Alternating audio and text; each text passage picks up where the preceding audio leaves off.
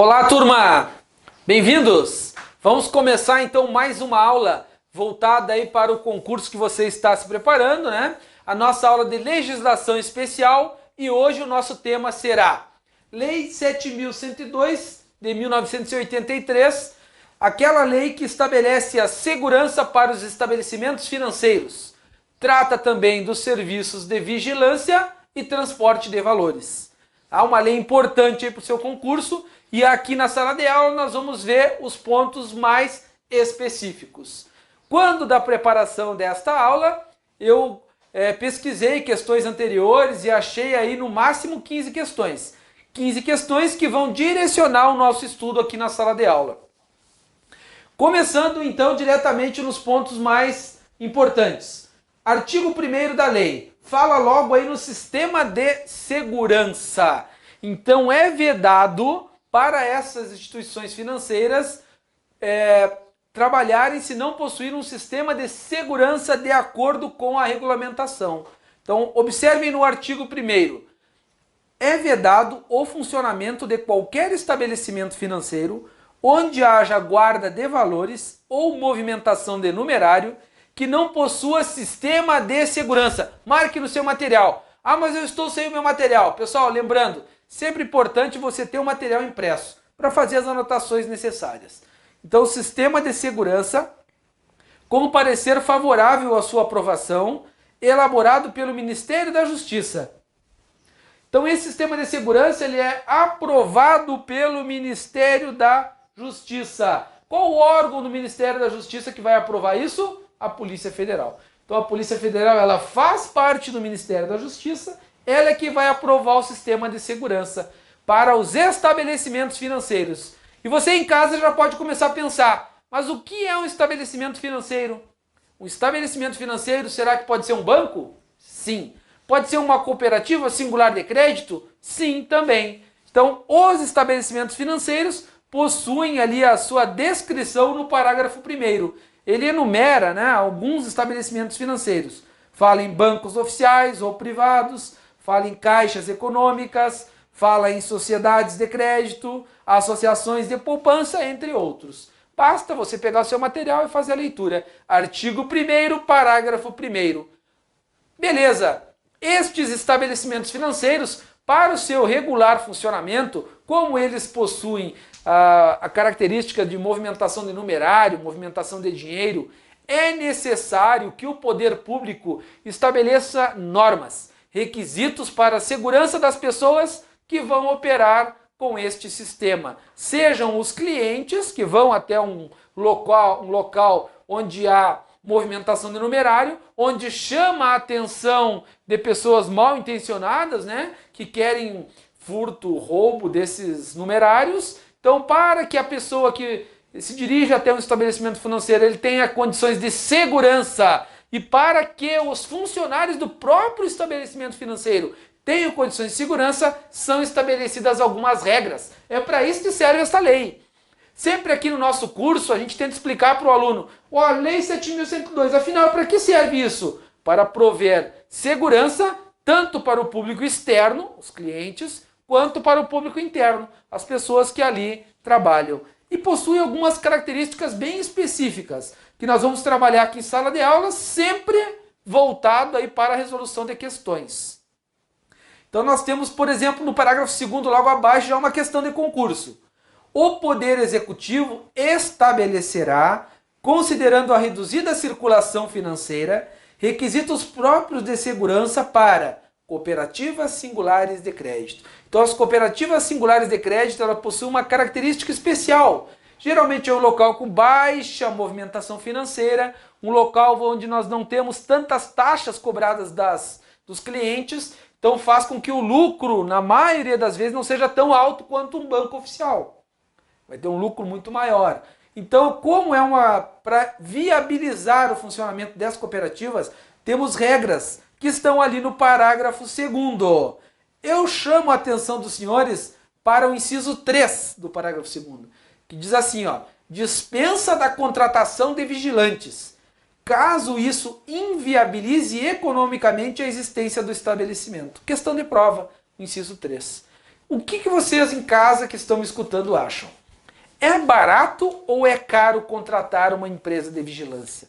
Uma vigilância 24 horas. Ter uma pessoa 24 horas equipada, treinada, dentro de um estabelecimento financeiro. Seja uma cooperativa singular de crédito, seja um banco oficial. É caro ou é barato? O que vocês acham?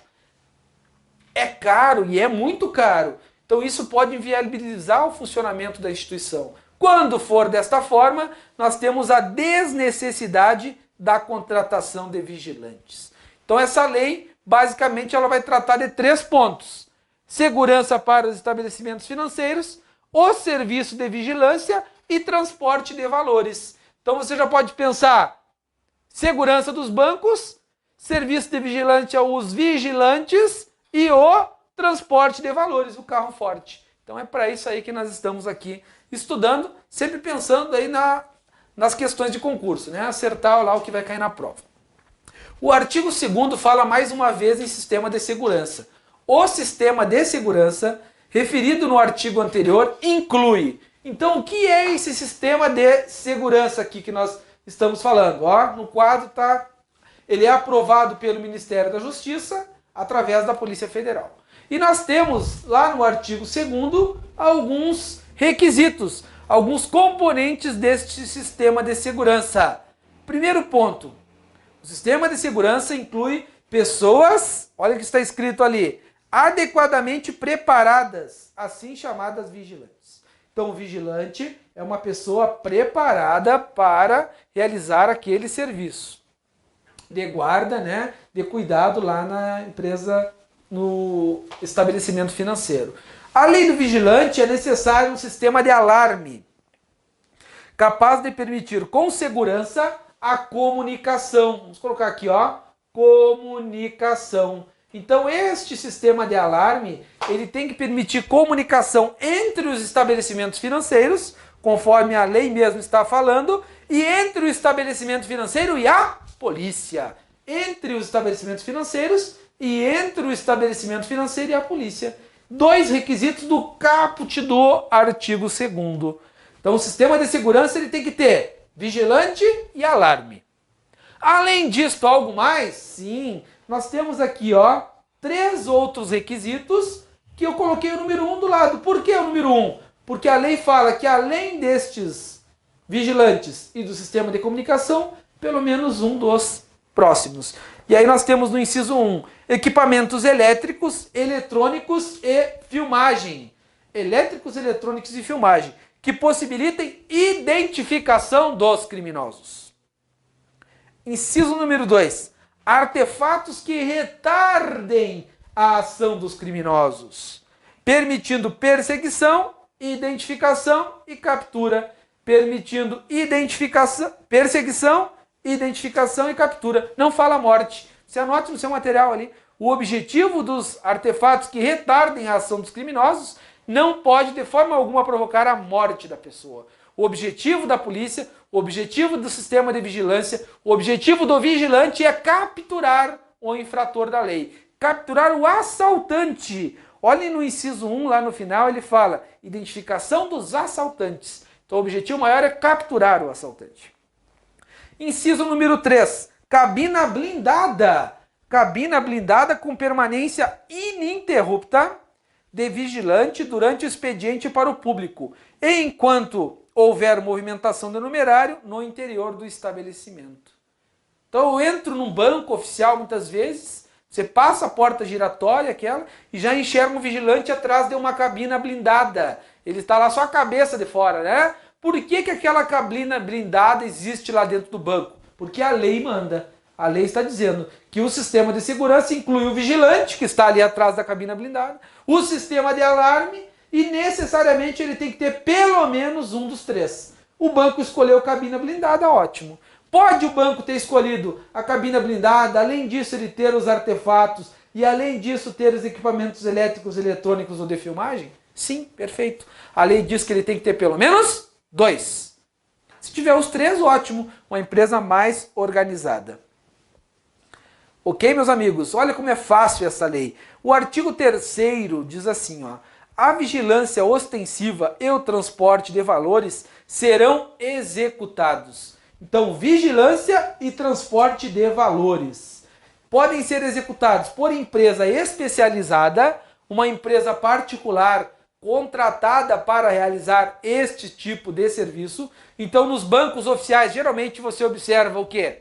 Uma empresa particular, uma empresa que foi constituída e trabalha executando esse tipo de serviço. O próprio estabelecimento financeiro também pode realizar. Olha que legal, eu conheço o Banco X. O Banco X, ele pode ter empresa de vigilância X? Sim, pode. O próprio banco, ele tem a sua empresa de vigilância. Isso nós não observamos hoje, né? A realidade no Brasil não é essa, mas é possível, segundo a lei, o próprio estabelecimento financeiro executar o serviço de vigilância. E aí já vem uma outra questão importante que nós já vamos resolver agora. Foi questão de prova agora, em 2014, uma prova anterior, que diz o seguinte: este estabelecimento financeiro, se for um banco oficial estadual, e ele quer prestar ele mesmo a segurança, pode ser através da polícia militar, já que o banco é estadual, a polícia militar é estadual, e a resposta é que sim. Olhem o parágrafo único, foi a questão de prova.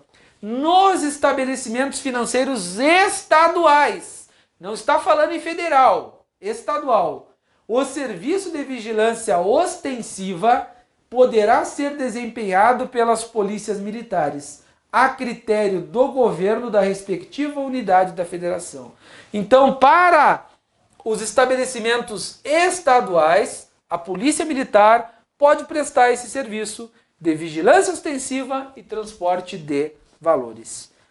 Não está de forma alguma falando em estabelecimento federal. Se fosse um estabelecimento federal, deveria ser prestada a segurança por alguma polícia federal, o que não é o caso, né? Então, somente a regra é válida para os estabelecimentos estaduais. Com relação ao transporte de numerário, nós temos dois números importantes aqui a serem trabalhados. Transporte de numerário. Este numerário, logicamente, né, entende-se por dinheiro, o transporte do dinheiro. Regra segundo a lei. Artigo 4º, vamos colocar aqui embaixo, ó. O artigo 4º, ele nos traz uma regra importante. Se for mais de 20 mil UFIR, é isso que a lei está falando. E eu já faço uma pergunta para você que está em casa me assistindo. Existe hoje atualmente esse termo UFIR? Existe a UFIR ou não existe mais? Não existe mais, pessoal. Esse é um termo anterior, era utilizado, ele ainda aparece na lei. Aí você vai perguntar, tá, professor, e na hora da prova? Será que cai o FIR? E eu digo que cai, porque está escrito na lei. E eu digo que a banca nunca vai anular uma questão porque alguma coisa está desatualizada, porque alguma coisa não está mais atualmente sendo utilizada, se aquilo continua na lei e está em vigor. Expressamente, este artigo fala 20 mil, o FIR está válido. Se eles colocarem na prova isso, logicamente que vão considerar uma questão correta, mesmo que você faça um recurso alegando que a UFIR não existe mais. A resposta da banca vai ser bem simples. Artigo 4º, faça a leitura. O artigo 4º está revogado? Não, então está valendo. Essa é a solução. Então, mais de 20 mil UFIR, há necessidade de veículo especial. Este veículo especial é o carro forte. Carro forte blindado, é ele mesmo. Carro forte é o veículo especial.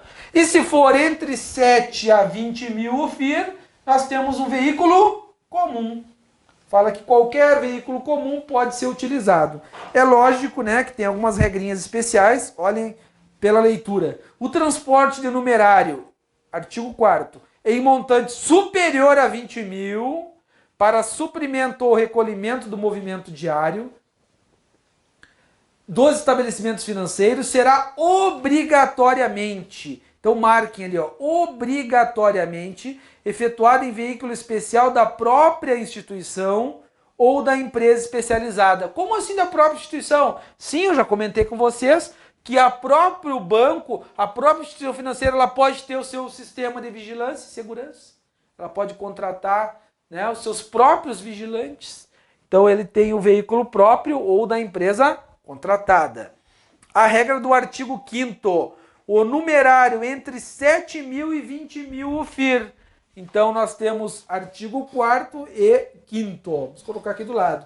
Entre 7 e 20.000 UFIR, como que vai se dar esse transporte? Em veículo comum.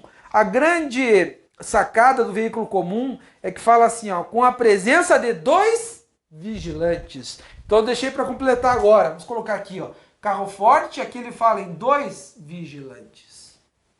No mínimo 2 vigilantes quando se tratar de veículo comum.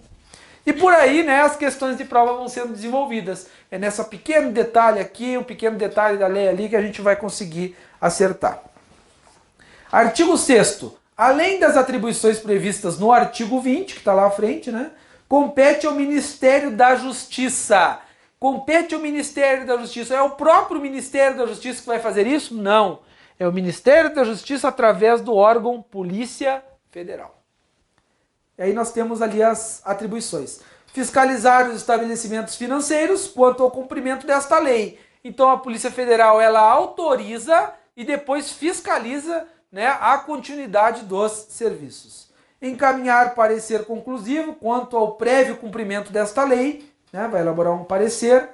E o inciso 3, aplicar aos estabelecimentos financeiros as penalidades previstas nesta lei. Então a própria Polícia Federal é quem vai aplicar penalidades, porque de repente uma dessas empresas não está cumprindo com o seu papel. Por exemplo, ela deve ter esses requisitos e não possui. Utilizou, colocou lá no processo, né, que teria uma cabina blindada, quando da verificação da Polícia Federal não tem mais a cabina blindada. Como assim? Cadê a cabina blindada? Isso pode acarretar alguma penalidade e as penalidades estão no artigo 7º. Advertência, multa e interdição do estabelecimento. Advertência, multa e interdição do estabelecimento. Como no artigo 6º ele faz uma referência ao artigo 20, nós vamos saltar na lei agora, vamos lá no artigo 20, que foi uma questão de prova há pouco tempo atrás. Cabe ao Ministério da Justiça, por intermédio do seu órgão competente, ou mediante convênio com as Secretarias de Segurança Pública dos Estados e do Distrito Federal. Então, olha que interessante o artigo 20, ele fala que cabe tanto ao Ministério da Justiça através da Polícia Federal ou das Secretarias de Segurança Pública. Imagine um estado onde a instituição financeira fica muito no interior do estado e não há possibilidade de deslocamento, não há Polícia Federal naquele local. Pode ser feito um convênio com a Secretaria de Segurança Pública e a própria Polícia Militar pode fazer essa vistoria. Segundo a lei, isto é possível. Artigo 20. E nós temos ali, ó, inciso 1, conceder autorização para funcionamento. Autorização para funcionamento. Esta autorização das empresas especializadas em serviço de vigilância, quando nós temos um serviço de vigilância, é o Ministério da Justiça que autoriza. Transporte de valores, carro forte, também autorizado pelo Ministério da Justiça. E letra C, cursos de formação de vigilante. Lá na minha cidade eu vi, né, que estava escrito curso de vigilante. E as pessoas vão lá e têm aulas naquele curso para conseguir, né, e serem formadas vigilantes. Este curso, meus amigos, ele é autorizado pelo Ministério da Justiça. Coisa importantíssima e o que veio a cair numa prova é o inciso número 10. Lá embaixo, 10. Você vai pular até o 10. Rever anualmente. Marquem essa palavra anualmente. Rever anualmente a autorização de funcionamento das empresas elencadas no inciso 1 deste artigo. Então, anualmente vai ser feita uma vistoria, vai ser feita uma revisão nas autorizações. Tá? Então, seja para empresa de vigilância, seja para transporte de valores e seja para cursos de formação de vigilante.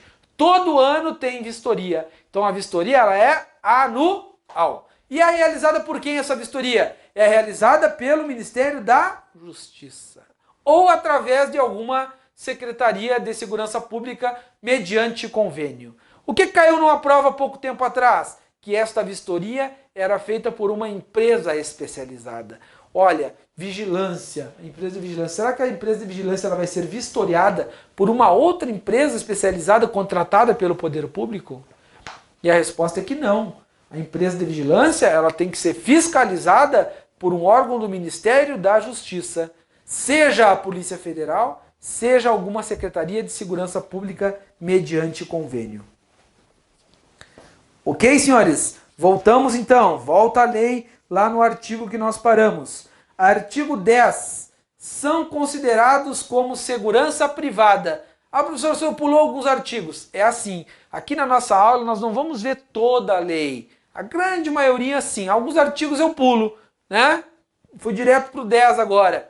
Você em casa tem a obrigação de ler tudo.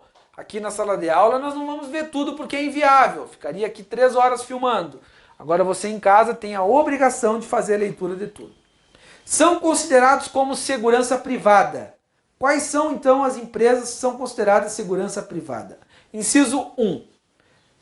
Proceder à vigilância patrimonial das instituições financeiras e outros estabelecimentos, públicos ou privados, bem como a segurança de pessoas físicas. Marque o final ali. Então a pessoa física, um empresário, uma pessoa importante que tem muito, movimenta muito dinheiro, dono de alguns estabelecimentos comerciais, uma pessoa importante visada pelos assaltantes, ela pode contratar uma vigilância privada? Sim, é o que está escrito na lei. E é considerado segurança privada.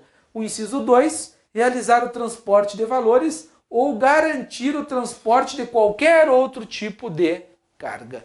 Então, seja para transporte e segurança da carga ou de valores, também é considerado segurança privada. Imaginem um caminhão transportando televisões de LCD, 200 televisões. É uma carga muito valiosa? Sim, é uma carga valiosa.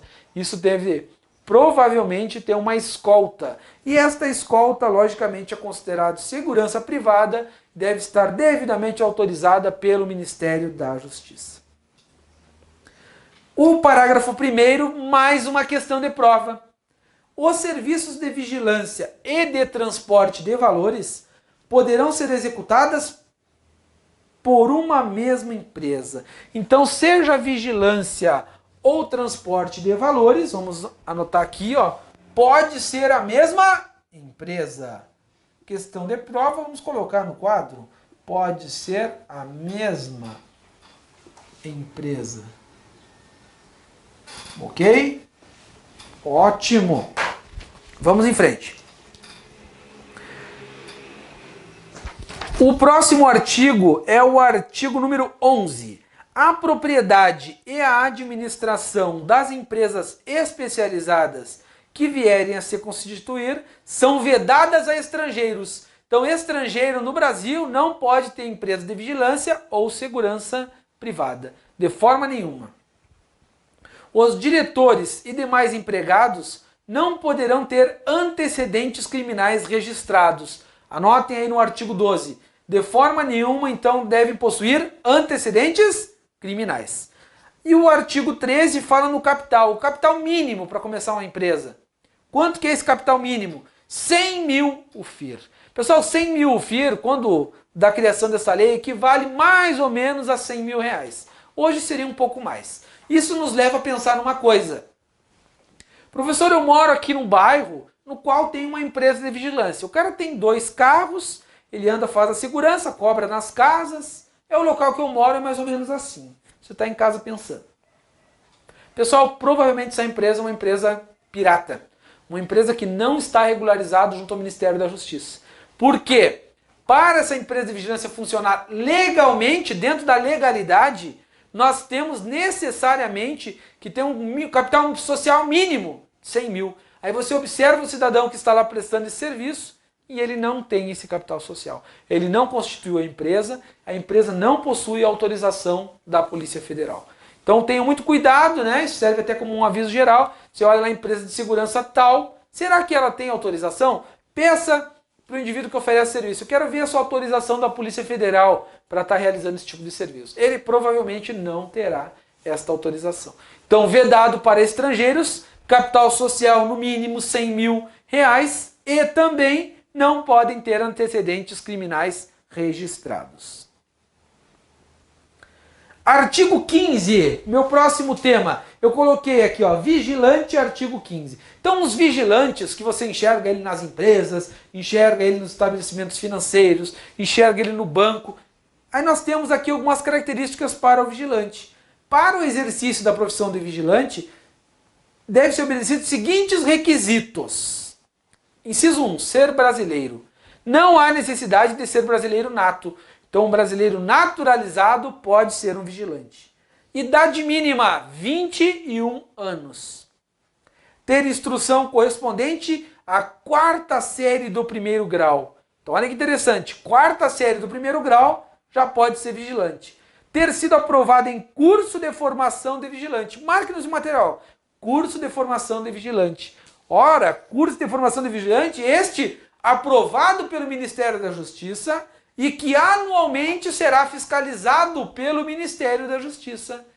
Como nós vimos lá no artigo 20, fala que todo ano é revista essa autorização. Por que tem a revisão da autorização? Olha, para verificar se o curso continua dentro das regras, se continua obedecendo todos os requisitos quando da aprovação. Porque pode ter sido aprovado e depois desvirtuada totalmente a sua finalidade. Então, para que a continuidade do serviço seja feita com qualidade, há essa inspeção anual. Ter sido aprovado em exame de saúde física, mental e psicotécnico. Não ter antecedentes criminais registrados. E o inciso 7, estar quite com as obrigações eleitorais e militares. Artigo 18, na sequência. O vigilante usará uniforme somente quando em serviço. Marquem aí. Vigilante usará uniforme somente quando em serviço. Fora do serviço, ele não pode utilizar o seu uniforme.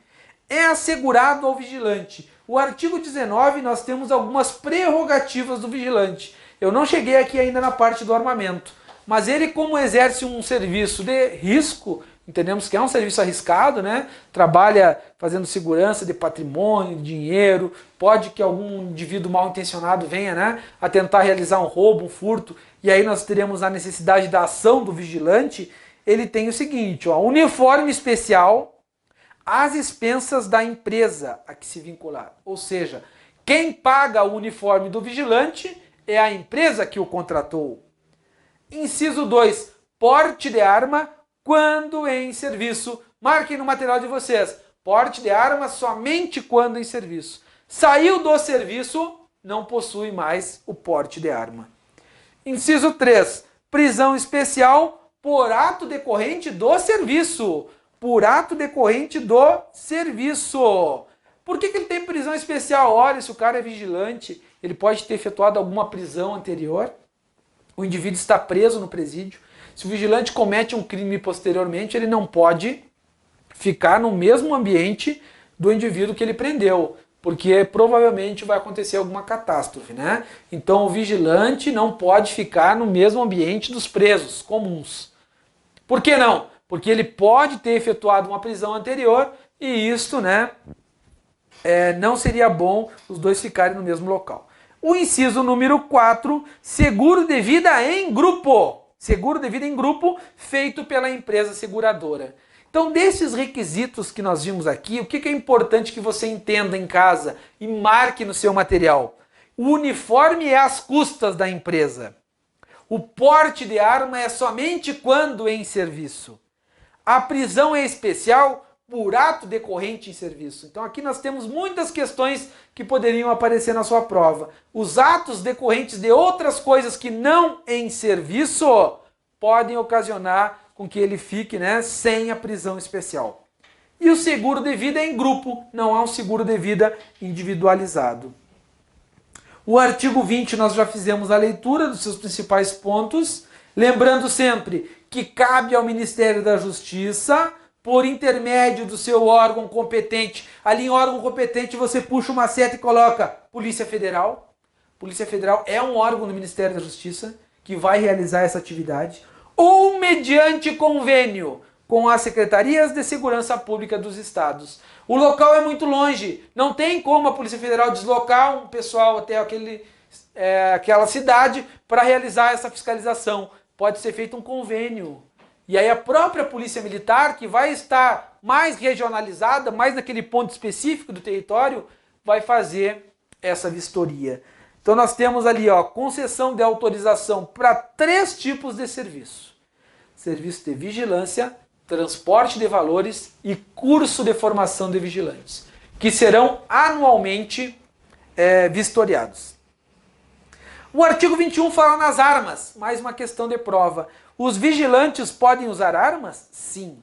Primeiro ponto, elas serão de responsabilidade da empresa contratante. As armas destinadas aos usos dos vigilantes são de propriedade e responsabilidade das empresas especializadas. A empresa particular é a dona da arma.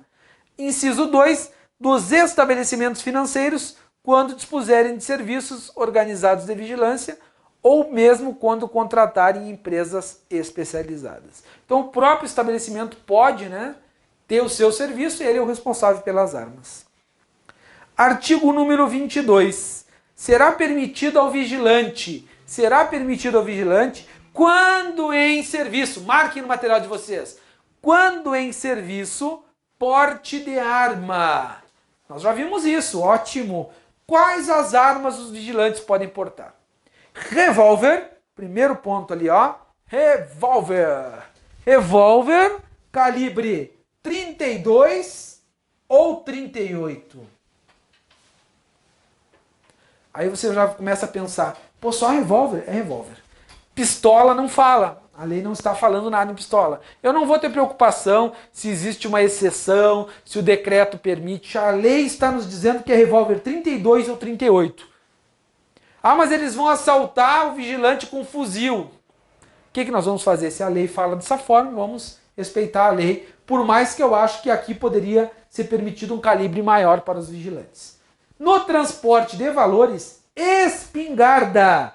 Olha só, espingarda calibre 12, 16 ou 20, de fabricação nacional. Então a espingarda deve ser de fabricação nacional. Não pode importar a arma do vigilante.